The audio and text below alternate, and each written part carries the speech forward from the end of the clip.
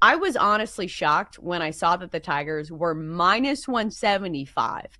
And I understand with Tariq Skubal pitching, he is your ace. The Tigers are a Yeah. solid team. Carlos Carrasco is not somebody I want to back. But minus 175? Did this line shock you at all? Yeah, I saw that this morning, and I, honest to God, I was like, that can't be correct. I was going to go and correct it. I was like, that can't be right. I just had to. So I'm Step sorry, Zach. aside, So- bookmakers.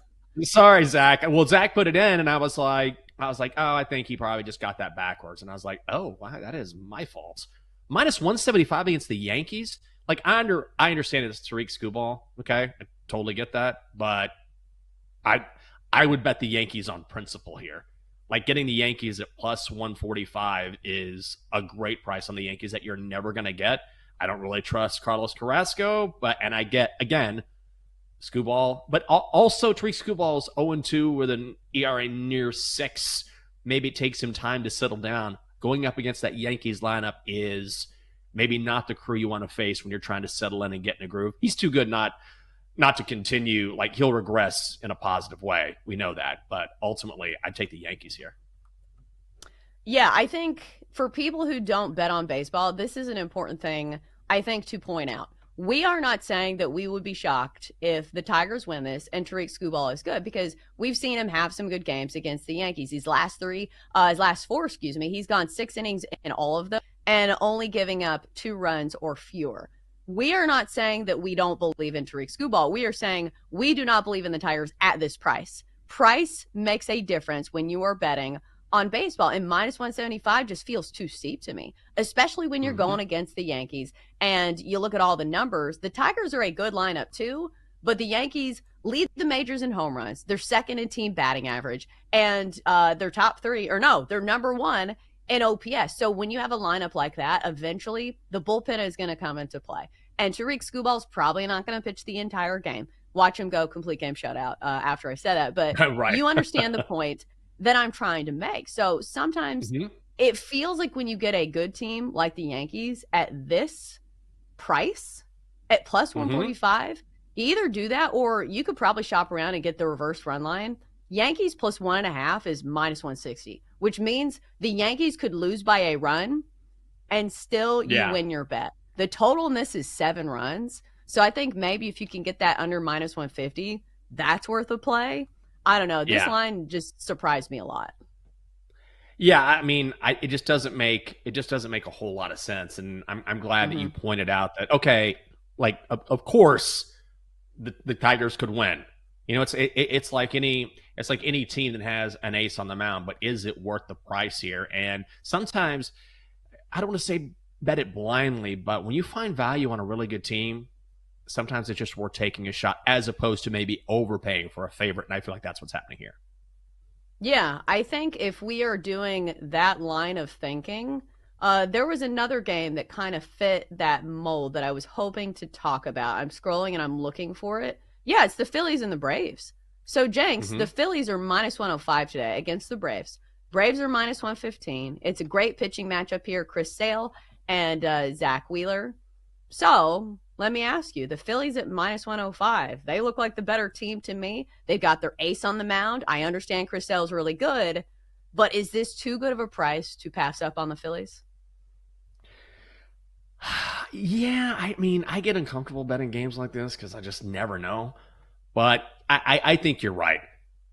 With Zach Wheeler, the way that he pitches compared to Chris Sale, who's still trying to sell. I guess what I'm trying to say is it's sort of like Tariq Skubal, right? Like where, okay, Yeah. Chris Sale's off with a tough start, but also he could settle in and the Braves could win this thing. But again, when you're getting the Phillies at minus 105, and you're talking about an ace in his own right in Zach Wheeler, why not take a shot on the cheaper team here, which is Philadelphia? So I'd be with you on that. And I even think that, well, obviously the price is different in this one, but the discrepancy between the two lineups is different because if you look Yeah. at Chris Sale and Zach Wheeler, that's basically a push in my eyes. Like Chris Sale's really good, Right. Zach Wheeler's really good. And also Zach Wheeler has faced the Braves a ton of times and he has some really good starts against them. But if you look at OPS, guess who is dead last in Major League Baseball? The Atlanta Braves. Their offense Mm-hmm. has not been good this year. And I understand that they faced some really good teams. They started the season against the Padres. They had to face the Dodgers.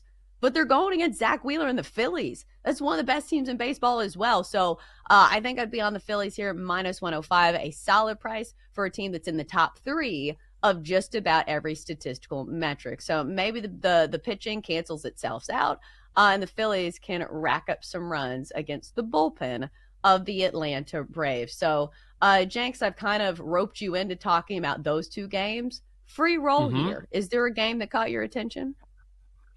Yeah, I'm really curious about what's going on with the Rangers and Cubs today. And I probably need to check the weather because I think it's cold in Chicago. I think I saw, Yes. actually, I think I saw a post from Kate Constable who posted something about how cold it was. But you're looking at a low total here of 7 and a hook, and you've got Patrick Corbin going up against Jameson Taillon, which is fascinating because we know about Patrick Corbin and we faded him over the past couple of years. But also, he was pretty decent last year at the end of the season for the Nationals. However, you're talking about a guy who ultimately had an ERA hovering over 5, and Jameson Taillon, they're trotting out, he was much improved against the A's last time out, but at the same time, he hasn't exactly been tearing it up either. 6.97 ERA over a couple starts. You just put this in the chat. Weather in the 30s, it's going to be cold, but 7.5 is still pretty low for 2 pitchers who are a little questionable right now. Yeah, I think a lot of it is going to be on the wind because that's always a factor when you play at Wrigley because obviously it's coming off the lake and sometimes that wind can make or break a total. So that's why I don't bet a ton of totals on Cubs games because we also do the show early in the morning and a lot can change by game time because this is a 6:40 start. So I'm going to stay away from that one, but I think you're on the right path there. Other games that might be notable, we've got Paul Skeens today pitching for the Pirates. The Cardinals are on deck, and it's the Pirates minus 140. Jenks, I don't think we bet a single game with Paul Skeens in it yet. He made us a ton of money last year. Yeah, we're going to do it here. I mean, this is the time to do it. It's Paul Skeens Day. I checked this last night. I didn't do a lot of handicapping on that game in particular just because I was like, oh, it's Paul Skeens. Now, end of handicap. I would say end of handicap. Okay? You can get a first 5. At least you could last night. And you can shop around if you don't like the number. But you can get Paul Skeens first 5 and the Pirates at minus 150. I know it's kind of right there as far as how much juice you want to lay, but I don't necessarily mind it. I was thinking about a first 5 under, but it's 3.5 and it's minus 125. We can't get a 4. It's minus 170 for the under there. Because this is the problem with Paul Skeens, is that the lineup is just not that great. But I do think if you're going to play it, you play the Pirates in the first 5. Do not worry about playing the full game because then you have to deal with the bullpen, which we've seen this Pirates bullpen absolutely blow it for Paul Skeens and company. So I think I'd be on Paul Skeens in the first 5. I'm not sure if it makes the card for me, but I do think that that is a worthy play. All right, other notable games. So I was wrong on this one last night. Orioles, Diamondbacks. Diamondbacks minus 120 at home. Orioles even money. Total of 9.5 runs. Charlie Morton facing Merrill Kelly. I think this smells like a team total over for the Diamondbacks for me. Jenks, is there something that stood out to you about this game, or is this a pass for you? Oh, I love the over in this game. Mm-hmm. I think you can find it. I looked around and found it at 9. You're talking about O's and D-backs, right? I mean, come on. Mm-hmm. Yeah. Like Charlie Morton has really struggled. At some point, maybe he puts things together, but he's not a guy I generally trust. Merrill Kelly has struggled early on, but both of these teams are over teams early this season. Orioles 7-3 to the over. D-backs 6-3-1 to the over. Desert itself lends itself to the over anyway. Again, I shopped around, found over 9 at minus 112. I think it's going to make the card.